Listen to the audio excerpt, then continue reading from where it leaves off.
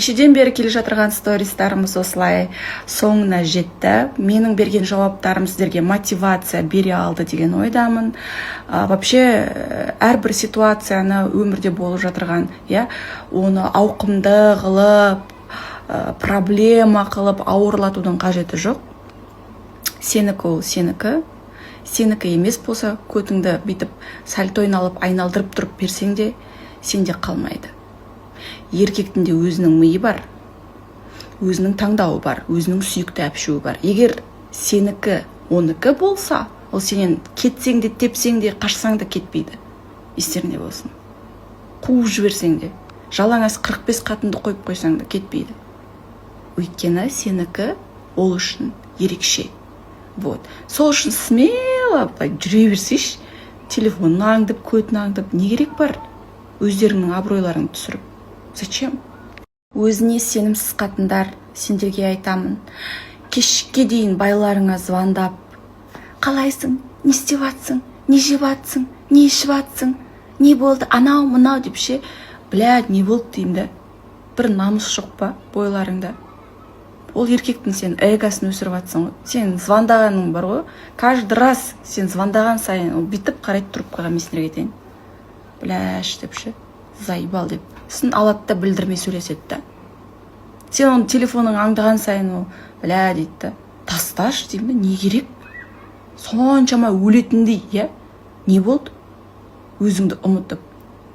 Самооценкаң төмен болса, сен қай жеріңді істет, мұрныңды істет, көтіңді істет, беліңді жаңа киім ал, косметика, ештеңе көмектеспейді.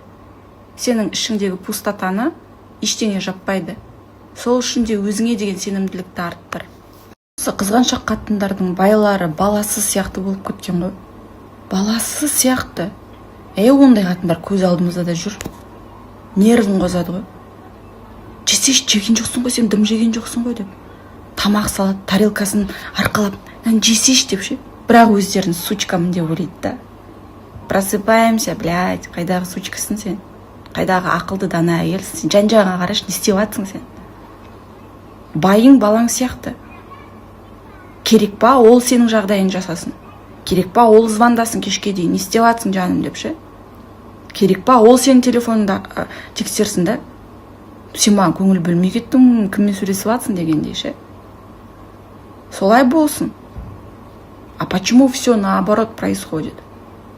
Айтыңдар, не болды? Шіріп кетті ме әпшуің? Сасық па? Ешкімге керек емес па? Сонша төмен ғой тегі өз-өзіңе деген сенімділігің. Кеше летникте чай ішіп отырсам, бір еркекке әйелі ғой звондап отыр да, қайта-қайта видео звонокпен жан-жағыңды көрсетші, ана артта отырған кім, бір нәрсе деп ше. Жұмыс істеп жүрген байларына қатындар 45 рет звондайды видео звонокпен. Ойбай, ана жер чуть не то болса басқа қаладан келуге дайын ше. Естерің дұрыс емес сендердің бар ғой. Не болды? Бір баласын аңдығандай ғой.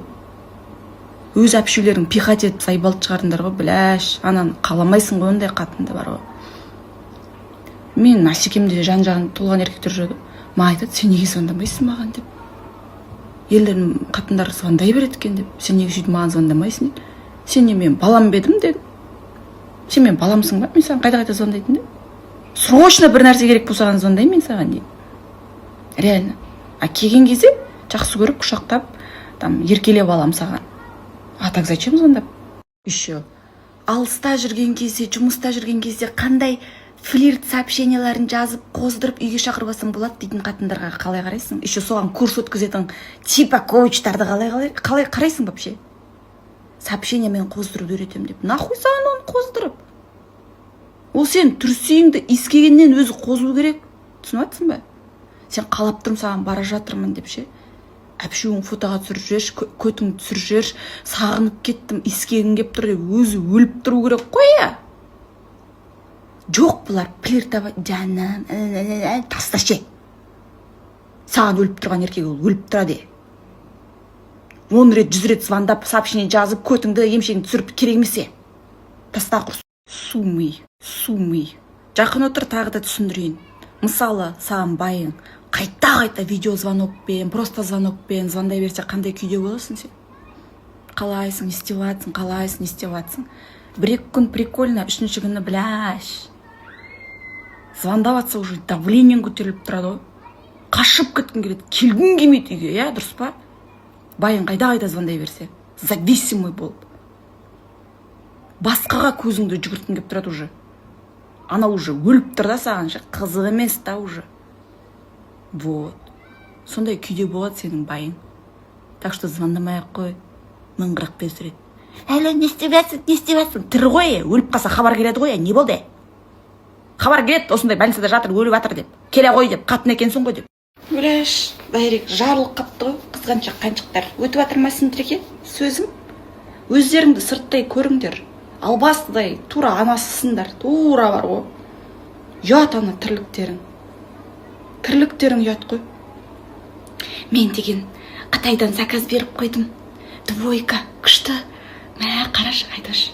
Сен сөйтіп өзіңе ғашық қылып жатырмын деп ойлайсың ба? Кеңкелесің ау, есіңді жисайшы. Дәл ана тәлпіш балаң сияқты. Дәл балаң сияқты анау. Шын айтам. Үйтіп сюрприз жасамай-ақ қойшы. Сюрприз деген саған пайдасы бар нәрсе болу керек қой. Мысалы мен редко нометка жасаймын, бірақ маған пайдалы болу керек та. Ол екеумізге де ортақ болу керек та. Сыйлық деген түнімен, анаусымен, мынаусымен ше, екеуің демалатындай. Но байларын аяқ киімін, футболкасын кигізіп, аузына тамақ тығатындар, бля. Сен сол үсті басын киіндіріп, аузына тамақ тыққаннан күшті бір хан болып кетті ма? Ол сенің балаң. Одан бір күшті тірліктер, жұмыстан өсуін, саған үлкен сыйлықтар беруін күтпей-ақ қой. Анасысың ғой. Бешара анасынан сол бір кішкене нежность, махаббатты көрмеп еді, сенен көріп жатыр, жақсы болдың. Бірақ сігетін болса саған қатты желание сашылмайды. Сендерден как раз таки сыртқа қашады. Өзін ойлап қалған сучкаға. Вот, 100 рет звондайды, үсті басын киіндіреді, аузына тамақ тығады. Жаурап қалған жоқсың ба? Жаурап қалып тұрған сияқтысың, үстіңе футболка кисей шығатын кез дала салқын ғой. Сіге ма сен дала салқын болып тұр, қақап кетсін. Үсіп өлсін маған десе. Жынды мыналар ше. Еркектерді көріп жүрміз ғой. Екінші, үшінші телефондары бар. Үйге кіргісі келмей машинада отырады. Уже үйге асықпайды. Сенімен қосылғысы келмейді, қашып тұрады, тоңқайып жатады.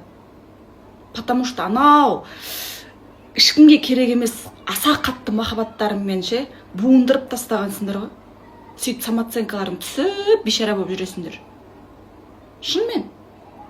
Не істейсің оны не істейсің? Жоқ, мен ойлаймын да, может, ташағы бір бриллиантовый шығар. 25 сантиметр ма деп сұрақ қойсаң, жоқ дейді, 12 дейді. Долгоиграющий ма, нахуй, 2 сағат, 3 сағаттап сені бере ма? Жоқ дейді, 10 минутқа жетпейді дейді. Блядь, может, ол ақша көп табатын шығар, нахуй, астында там гелик, шмелик, да? Жоқ. Таксовать етеді дейді, адамды күйдіріп. Жынды ма, немене қызған жүрсің, тоқырып кетшері? Сосын өзі мамасы болып кеткен қатындар мамасынан қызғанып жатады ғой, енесімен жарысып, енесімен алысып. Не болды, мамаңның қойыннан шықпай, мама дей бердің ғой. Не болды, мамаңның емшегін емкедім. Жақсы емес па, құртшы көзін. Құртшы көзін, жақсы емес па, қасында отырып, емшегін еміп, сөйлесіп, тағы кеп тұрса, мамаң сен сағынып тұрған сияқты ғой. Бір көңіл күйі түсіп тұрған қасына баршы деп. Сондай болсай, мыстан болсайшы. Дей бермей. Жібере берші, өзіңнен алыстата берші. Өліп кетеді бұл. Қойш не істеймін оған жанында деп. Саған талпынып тұрады. Жібере бер. Ана бар ғой, аузынан бүйтіп көпірігі шыққанша еміп кесінші. Не дай бог үші баняға барады бұл достарымен. Өлет мынау, шампунь-пампуньны салып жатыр. Депші, одеколонын шашып жатса. Не болды? Өліп баратсың ғой. Кімге ұнай алмай жүрсің? Кімге асығып баратсың депші. Баняда кім болады? Кім болады? Нешеу боласың? Қаншада келесің? Нешеде келесің? Құтылғанымызға қуанамыз, оны баняда отырып шешесі. Еркектер ше, бля депші, свобода нахуй, ебать депші. Шықсай қыздармен сенде. Шемішке-пемішкеңді алып ал, түрсе-пүрсеңді алып ал да. Шықшы, арқаңды ездіріп тырнатып кеше, ана бүкіл жыныңды түсіріп. Там нерв қылмай. Жармаса беріп бар ғой. есің дұрыс емес сенің, мен саған бетіңе айтайын. Қуған қатынсың. Дым өз-өзіңе деген сенімділігің жоқ қатынсың сен. Ананың мүжір айтып әпшуін қызған. Фу, бір әдем болса бір сәрі ғой, әппақ болса. Конечно, ренжиді сенің байың. Сенің балаң болып кеткен ғой. Біздер ренжиміз. Сен вообще мен соңғы кезде құшақтамайсың. Сен маған су алып келші деп түнгі сағат 2-де айтсам, өзіңа шаршап тұрмын деп айтасың, мен сүймейсің. Айттым саған мен андай грейпфрут ұнап жүр маған деп, тесік розовый атын ұмытып тұрмын, қандай еді, сондай алып бермейсің. Алып бер десем, қандай атын айт дей бересің, мен қоқтан білем деп мазгасын сігіп қоямыз ғой, тупить етіп. Біз сөйтеміз е. Бұлардың байлары бұларға ырбияды ғой. Сен мен еркелетпейсің, тәлпіш бала. Сен маған көңіл бөлмейсің. Сен мен соңғы кезде іздемей қалмышсың. Құрт жүк өзіне. Немене бәле? Мыналардың байлары 5 оқиды, бар ғой, отвечаю. Өздері сөйтіп болған ғой, емшек беріп, ам бер десе емшек береді, бұлар кеңкелестер. Ал бастағатындар, қазірден өзгермесеңдер, отырасыңдар ана апайлар сияқты. Тойда тос сөйлеуге шыққан кезде микрофон олай емес. Деп ше, құлағына сыбырлап, деп. Не бауын байлай алмайды, не рубашкасын кие алмайды, жүреді мүгедек боп. Тірі мүгедек боп. Ойбой, сор болады ғой басыңа. Қазірден бұлар реттейді, жеп отса, бұлай жетпеш, бұлай жемеш. Ананы бүйтпеш деп, аяғынан түртіп. Мынаны кимеш, мынаумен келіспейді, ананы ки ақ футболкамен серімен сері келеді. Мынау, ала-ала жүр ғой, луи болып айналайындар. Жүр ғой, басына еще, бір кепка киіп алады. Ес ауысқан балалар сияқты. Нормально, күшті ма? Әдемі, охуенно, вкусын қандай күшті деп қоямыз. Өзі білсінші, не киеді, не жейді, қалай жүреді, қалай күледі ше. Деп отса, деп ше, отыра береміз ғой осында. Десе бұлар, олай күлмеш, олай сөйлемеш деп ше. Өлді шешесі болып. Жоқ, сенің өз балаларың жетпей ма құрсын, соларда реттей беш. Бәкөш, олай киме, ана аяқ киімді ки, бәкөш, сөйтпе, бүйтпе, жүре бер балалармен алысып. Жоқ, азба бала шағын топырлап атыр ғой, туп-туп тыстадың ғой осы. Көтіңе де еге болмай, туп-туп тыстадың, топырлап жүр. Целый армия, я в твою душу. Деп, оған қоса байыңды реттейсің ғой. Байыңды деп ше. Не киеді, не деп сөйлейді, қалай жасайды, шатағын қанша? Ойбай, күшті, молодец деп ше. Соны стильный қып өзіңе албасты шешесі болып киіндіріп алсын, үсті басын әдемі Армани, Гуччи, андақ-мындақ қып, аяғын сүртіп, бүйтіп, жүр ғой басқа қатынмен алысып. Сен отырсын шешесі болып, емшегіңмен күтіп үйде. Звандап қайта ше. Соған тоқтап тұрма, сенің звандағанынан бір жүрмей қалды ма? Сенің звандағаныңнан бірдеме болды ма? Ас үстіне түскенінен бірдеме шықты ма? Мә. Ойбай, біз сүшкілер не тапсырса да соны әйтеуір аяғына шейін жеткізбейміз ғой. Үтікте десе алдын үтіктеп, артын мыж-мыжғып береміз.